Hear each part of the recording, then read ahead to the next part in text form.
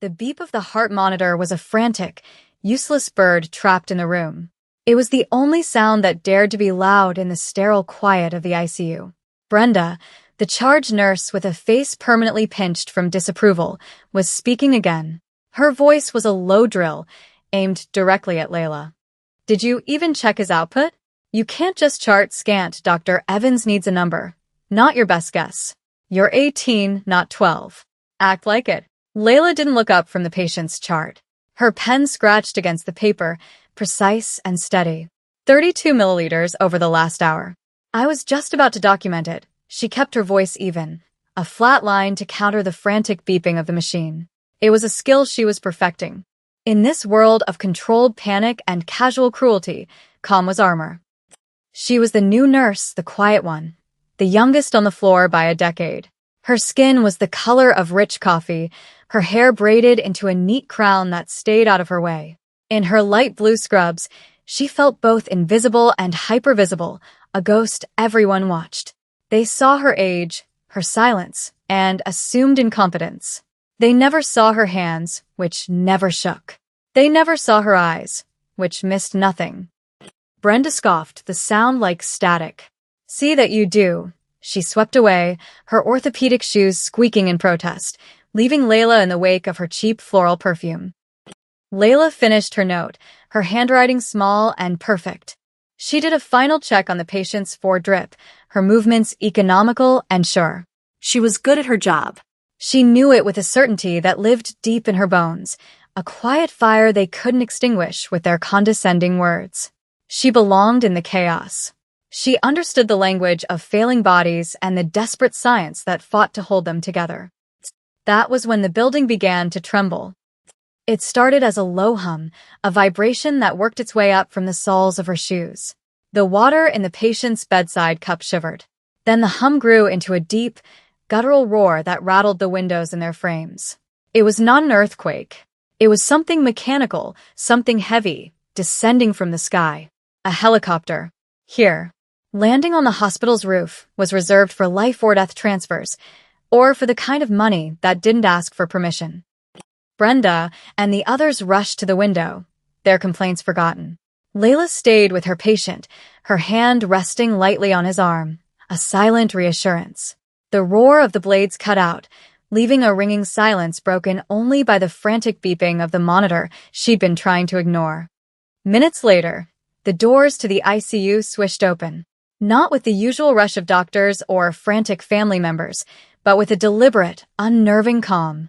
Two men in black suits entered first. They were built like brick walls, their faces blank, their eyes scanning the room with a predatory sweep that made the hair on Layla's arms stand up. They weren't security. They weren't police. They moved with a kind of ownership, as if the air itself belonged to them. Then he walked in.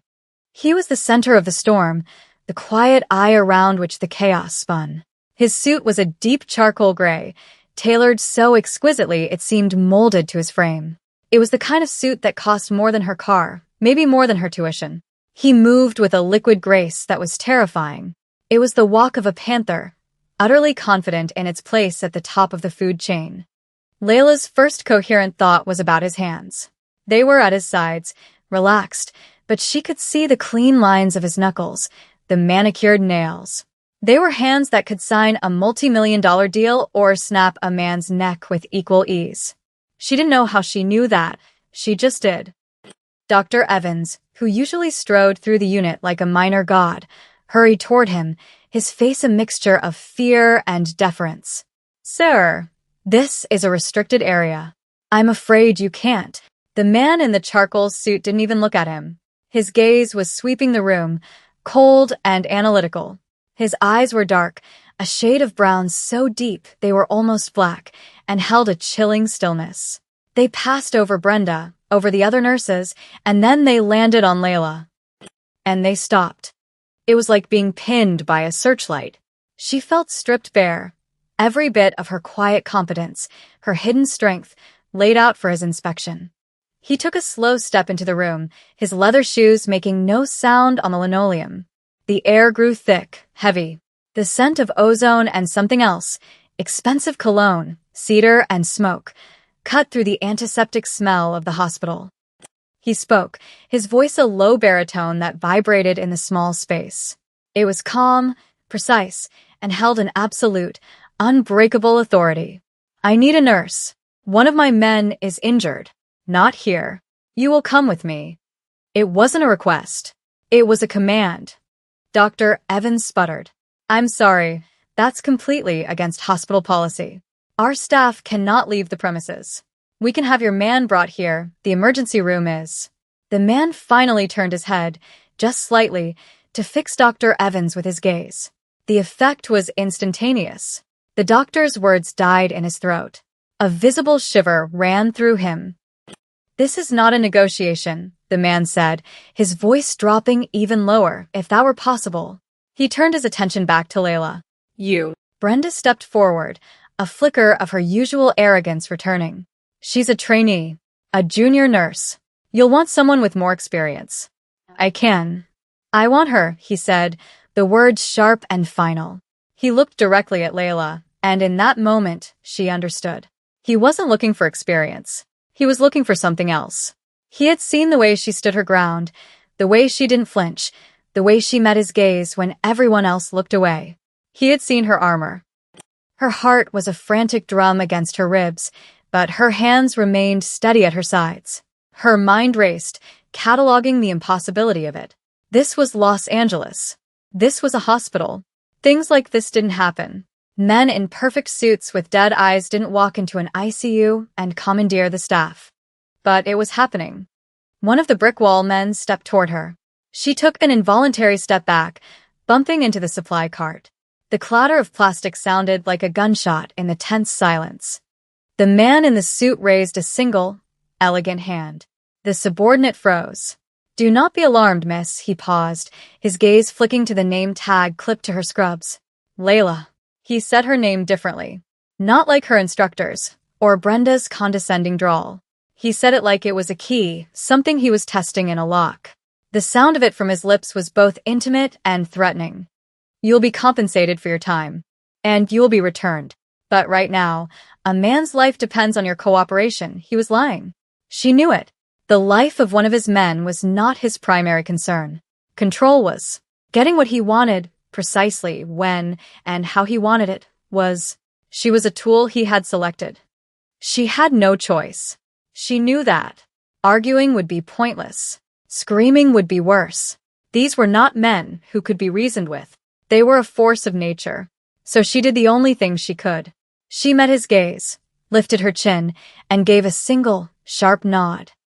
His lips quirked, a ghost of a smile that held no warmth. It was an expression of victory. He had chosen correctly. Get your kit, he commanded softly. She turned, her movement stiff, and grabbed the trauma bag from the supply closet. It was heavy, filled with everything needed to stabilize a life, hanging by a thread. As she turned back, the two men were already moving, clearing a path for her. For him. The entire ICU staff was frozen, watching in stunned silence as the quiet new nurse was escorted out by the most dangerous man they had ever seen. The elevator ride down to the parking garage was silent. The air was so thick with tension Layla could barely breathe. He stood beside her, not touching, but she could feel the heat radiating from him, the sheer physical presence of him. The cedar and smoke of his cologne filled the small space, and she found herself cataloging it, memorizing it, as if it were a clue. The doors opened onto a private, underground level. A sleek black sedan, so polished it looked like a pool of ink, was waiting, the engine purring. One of the men opened the back door. Her boss, Kwon Jinwoo, she'd heard Dr. Evans whisper his name in terror, gestured for her to get in. She slid onto the cool leather seat. He got in after her, and the door closed with a solid, final thud. It sealed them in, shutting out the world. Her world. The quiet, orderly life of shifts and charts and saving people within the rules was gone. She was in his world now, and she had a terrifying feeling that in his world, there were no rules at all. The car pulled away, accelerating smoothly into the Los Angeles night, and she was left with the reflection of her own wide eyes in the tinted window, a girl in blue scrubs being driven into the heart of a darkness she was not prepared for. The car moved through the city with an effortless speed, ignoring traffic laws as if they were mere suggestions. They didn't drive to another hospital. They drove up into the Hollywood Hills, to a house that wasn't a house but a fortress of glass and steel perched on the edge of a cliff. It overlooked the sprawling galaxy of city lights below, a silent, godlike vantage point. Inside, the opulence was breathtaking and cold. Marble floors, minimalist furniture, and vast windows that drank in the view. But there was a tension coiling beneath the surface, the scent of something metallic and faintly sweet. Blood. They led her to a large, open room that looked like it belonged in a design magazine. On a long, low sofa of white leather lay a man. His suit was ruined, soaked through with red. Another man, his face grim, was pressing down on a makeshift bandage on his abdomen. "He's losing too much, boss," the grim-faced man said, not looking up. Kwon Jinwoo's focus was entirely on Layla. "Do your work," he said. It was the same tone he'd used in the hospital, the voice of a man who had never been disobeyed. Layla dropped the trauma bag and was at the man's side in an instant. The professionalism she wore like armor clicked into place. The fear receded, replaced by a sharp, clear focus. This she understood. A body in crisis. A life slipping away. "I need light. A lot more of it," she commanded, her voice crisp. "And boiled water. Clean towels. And whatever you have that's close to surgical-grade antiseptic." For a second, no one moved. Then Jinwoo gave a sharp nod, and his men scrambled to obey her. She cut away the fabric of the man's shirt and trousers. The wound was a deep, ragged gash, a knife wound, not a bullet. It was bleeding profusely. His pulse was thready, his skin clammy. He was going into shock. "I need to start a line now," she said, pulling an IV kit from her bag. She worked with swift, practiced efficiency, finding a vein in his arm that was collapsing, her touch both gentle and firm. As the saline solution began to drip, she turned her attention back to the wound. It was deep. He needed a surgeon, a proper operating room. All she could do was buy him time. She spent the next hour working, cleaning the wound, packing it, stitching the superficial layers to stanch the bleeding. Jinwoo stood in the corner of the room, watching her. He never moved. He was a statue carved from shadows, his dark eyes tracking her every motion. She could feel his gaze on her hands as she deftly tied off a suture, on her face as she concentrated. It was an unnerving, intense scrutiny. He wasn't just watching a nurse save his man. He was dissecting her, learning how she worked, how she thought under pressure. The injured man was delirious, muttering in Korean. Layla didn't understand the words, but she understood the tone of pain and fear. At one point, he cried out a name. "Minyon hoi koitsi seo minyon." A flicker of something crossed Jinwoo's face. It was so fast, she almost missed it. A tightening around his eyes, a muscle that jumped in his jaw. It was the first crack she'd seen in his cold, impenetrable facade. A wound. He had one too. This man, who seemed to control everything, carried a failure he couldn't fix. It was a name, a ghost in the room with them. Once the man was stabilized, his breathing evening out, his vitals holding steady, Layla finally sat back on her heels. Her scrubs were stained with a stranger's blood. Her muscles ached. The adrenaline began to fade, leaving a hollow exhaustion in its place. That was when the first gunshot echoed from outside. It was sharp, distinct, followed by a spray of automatic fire. The massive window overlooking the city exploded inward, showering the marble floor with a cascade of glittering, deadly diamonds. Jinwoo's men moved instantly, returning fire, shouting orders. Jinwoo was at her side in a heartbeat. He grabbed her arm, his grip like steel, and pulled her down behind the heavy sofa. "Stay down," he snarled, his body shielding hers from the open space. The air filled with the deafening roar of gunfire and the smell of cordite. She was pressed against him, the hard lines of his body a solid wall between her and the chaos. She could feel the coiled power in him, the way he moved with the lethal grace she'd first noticed. This was his language. Violence was his native tongue. In the middle of the firefight, a thought, clear as a bell, cut through her fear. There was a service door she'd seen when they brought in the water. It led to a side garden. In the chaos, no one was watching it. She could run. She could slip out, lose herself in the winding canyon roads, and be gone. It was her chance. Her one and only chance to escape this nightmare. But then she heard a gurgle. She risked a look over the top of the sofa. The man she had just spent an hour saving had torn his fore out in a panic. The wound on his abdomen was bleeding freely again, soaking through the fresh bandages. The monitor she'd hooked him up to was screaming a high, thin alarm. He was crashing. She looked at the service door. Freedom. Then she looked at the dying man. A life. Her choice. Damn it. Cover me, she said, her voice tight. Jin-woo looked down at her, his dark eyes wide with surprise in the strobing flashes of muzzle fire. What? He's bleeding out. I have to get to him, she said, already moving. She didn't wait for his permission. She scrambled on her hands and knees, keeping low, the sound of bullets whistling over her head. She reached the man, her hands immediately going to the wound, applying pressure. She reinserted the fore into his other arm, her fingers working surely despite the tremors running through her body. She made a deliberate choice. She chose the oath she had taken over her own survival. The firefight ended as abruptly as it began. The silence that fell was heavier, more menacing than the noise had been. One of Jin-woo's men gave an all-clear. Jin-woo rose, his own gun now in his hand, a sleek, black instrument of death. He scanned the room, his expression cold and assessing. Then his eyes fell on her. She was still on the floor, her hands covered in blood, holding pressure on his man's wound, keeping him alive. He walked over to her, his shadow falling across her. He stood there for a long moment, just looking down. She expected anger, a reprimand for her recklessness. Instead, he knelt in front of her, amidst the shattered glass and the smell of gunpowder. He reached out, not to help, not to pull her up, but to gently push a stray braid back from her face. His fingers were surprisingly warm against her skin. It was a small, almost deniable gesture of something. Not tenderness. Not kindness. It was acknowledgement. He had seen what she'd done. He had seen her choose to stay. His dark eyes held hers, and for the first time, she saw something beyond the cold control. It was a flicker of grudging respect. And something else. Something possessive and dangerous. He had seen her strength, and now he wanted to own it.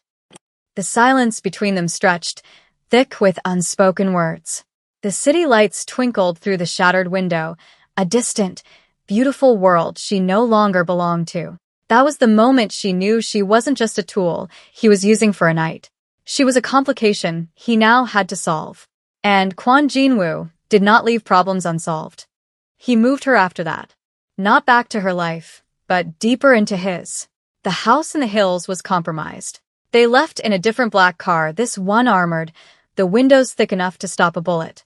They drove to a sleek, anonymous skyscraper in the heart of Koreatown, ascending in a private elevator to the penthouse that occupied the entire top floor. This was his real home. It was even more sterile and luxurious than the last place, a cage of glass and chrome overlooking the entire city. It was beautiful and utterly isolating. He showed her to a guest suite that was larger than her entire apartment, with a wall of windows and a bed that looked like a cloud. "You will stay here," he said. It was not a suggestion. "It is the only place I can guarantee your safety. My safety." Layla's voice was sharp, laced with an irony that was lost on him. "I was safe before you walked into my hospital." A muscle worked in his jaw. "The men who attacked tonight are from a rival organization. They have seen you. They now consider you a pressure point. To leave you on your own would be a death sentence," he said it so calmly, a simple statement of fact. Her life was over. The Layla who worried about Brenda's condescending remarks and charting patient output was gone. She had been erased in a single night. A cold fury, sharp and clean, rose in her throat. She spent the next few days in that gilded cage. His men were ghosts, silent and watchful. They brought her food, clothes that appeared in the closet, expensive, minimalist pieces in silk and cashmere that felt alien against her skin. Jin-woo himself was a phantom. He was there in the penthouse, but he was always in his office. On the phone, his voice a low, dangerous murmur of Korean. She was a prisoner, but she was not passive. She watched. She listened. She learned the rhythm of the household, the changing of the guards, the silent codes they used. Her mind, trained to observe the minute details of a patient's condition, now turned that focus to her captor and his world. One night, unable to sleep, she wandered out of her room. The penthouse was silent, dark except for the city lights painting patterns on the floor. A sliver of light shone from under the door of his office. Drawn by a morbid curiosity, she crept closer. The door was ajar. She could hear his voice, speaking in English this time, cold and precise. It was a business call. A brutal one. The shipment is secure, he was saying. The losses were acceptable. Yes, he was dealt with. His family has been sent a message they will not forget. Layla's blood ran cold. Dealt with. A message. She knew what those words meant. This wasn't just about turf wars and rival gangs. This was a man who ruled an empire through fear and surgical violence. The calm, controlled man who had touched her face with such surprising gentleness was a monster. She backed away from the door, her heart hammering. She had to get out. The knowledge was a physical weight, crushing her.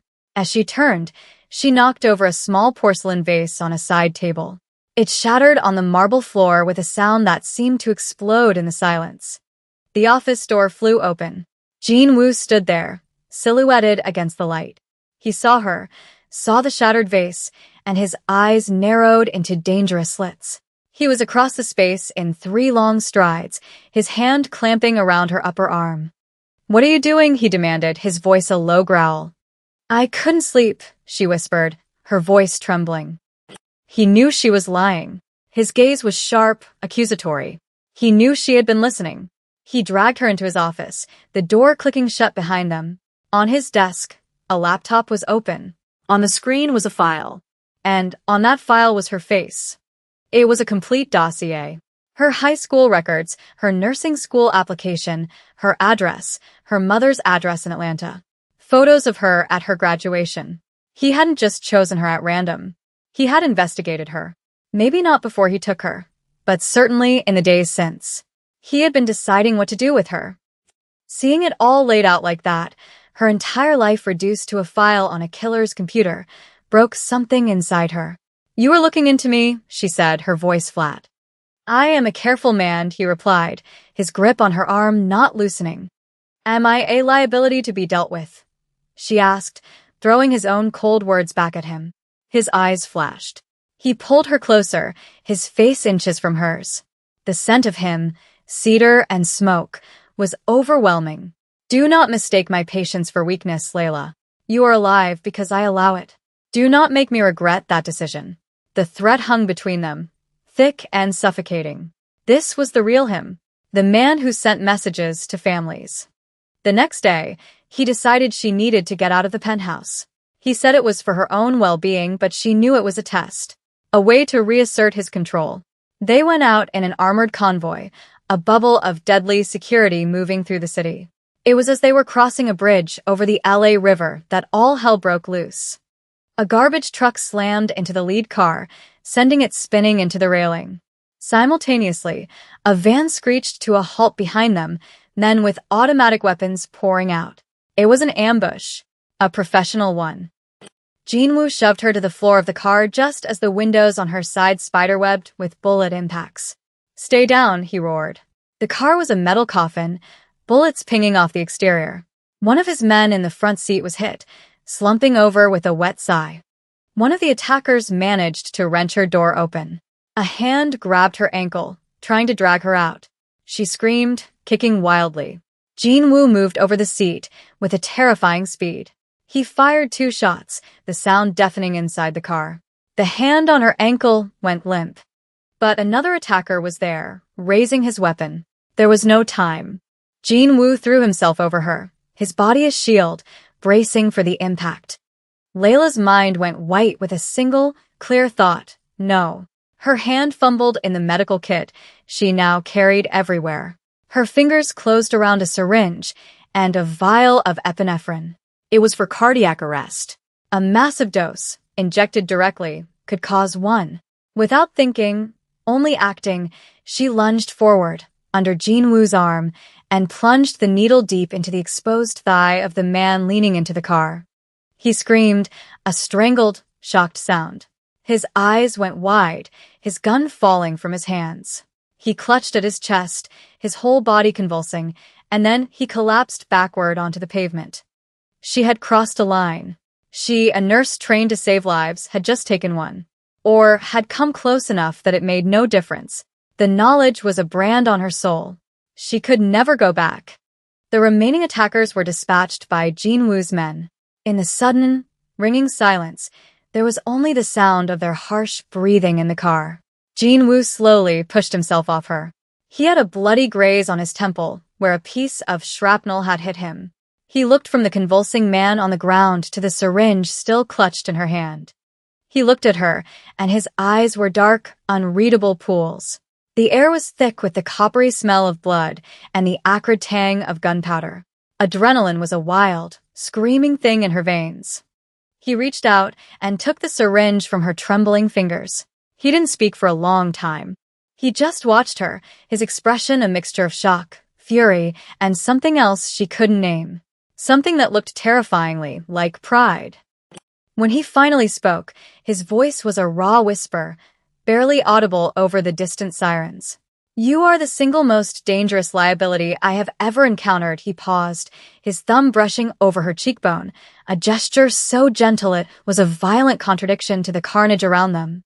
And I find I have no intention of letting you go. It wasn't a confession of love. It was a claim, a statement of fact in a world that had been shattered and rebuilt around the two of them. He saw the darkness in her, the same survival instinct that drove him, and he was marking it as his own. The war had changed. The enemy was no longer just his. They had seen her. They had tried to take her. The next move would be directly at her. In the back of that armored car, surrounded by death, Layla knew that her life was now irrevocably tied to his. Staying was no longer about survival. It was about seeing this through to the end. The final move came a week later. They had learned who she was, not just as a nurse, but as Layla. They found her mother in Atlanta. The message wasn't a threat delivered by a third party. It was a photo sent to one of Jin Woo's encrypted phones, which he had given to her. A picture of her mother walking out of a grocery store, a red circle drawn around her. Underneath, a single line of text, a debt must be paid. We will collect. Layla felt the world tilt on its axis. This was her fault. Her connection to him had painted a target on the back of the one person she loved most in the world. The fury that rose in her was cold and absolute. It burned away the last of her fear. They made a mistake, she said, her voice devoid of all emotion. She looked at Jin Woo, her eyes hard. They think she is your weakness. They don't realize she is mine. Jin Woo watched her, his expression grim. I have already sent my men. She is being moved to a secure location as we speak. She will be safe. Safe is not enough, Layla said. This doesn't end until they can't hurt anyone ever again. He saw the steel in her spine, the lethal promise in her eyes. He gave a single, sharp nod. I agree. The plan was audacious. It was hers. She had been listening, observing. She knew the rival boss had a specific medical condition, one that required regular treatments at a private clinic. She knew the schedule. She knew the layout. She used the medical knowledge that had once been her profession as a weapon. She would be the bait, but on her own terms. She walked into the clinic alone, dressed not in scrubs, but in a simple, elegant black dress he had provided. She looked like just another patient. She sat in the waiting room, her heart a steady, cold drum. She was no longer a nurse. She was a hunter. When the rival boss, a man named Choi, arrived with his guards, he saw her. A slow, cruel smile spread across his face.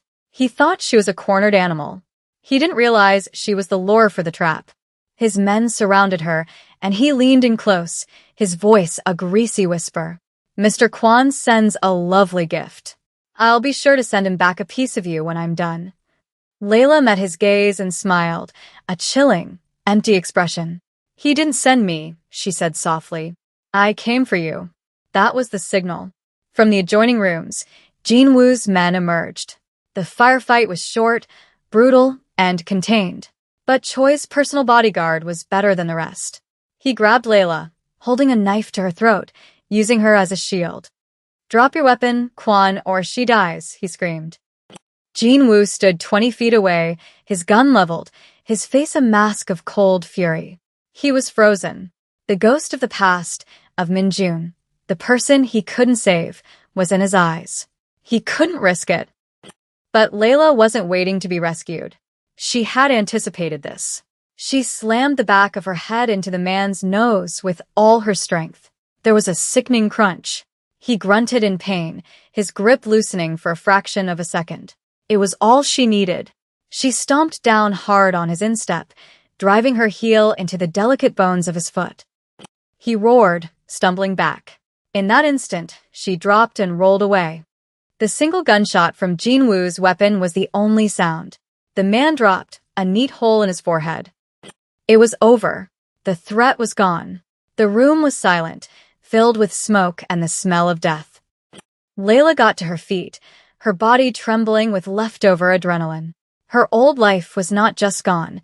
It was a foreign country she could never visit again. The cost of her survival, of her mother's safety, was the woman she used to be. For him, the cost was laid bare in his eyes as he looked at her. The raw, terrifying vulnerability of having someone to lose again. He walked toward her, his eyes never leaving hers. He stopped in front of her, close enough that she could feel the warmth of his body.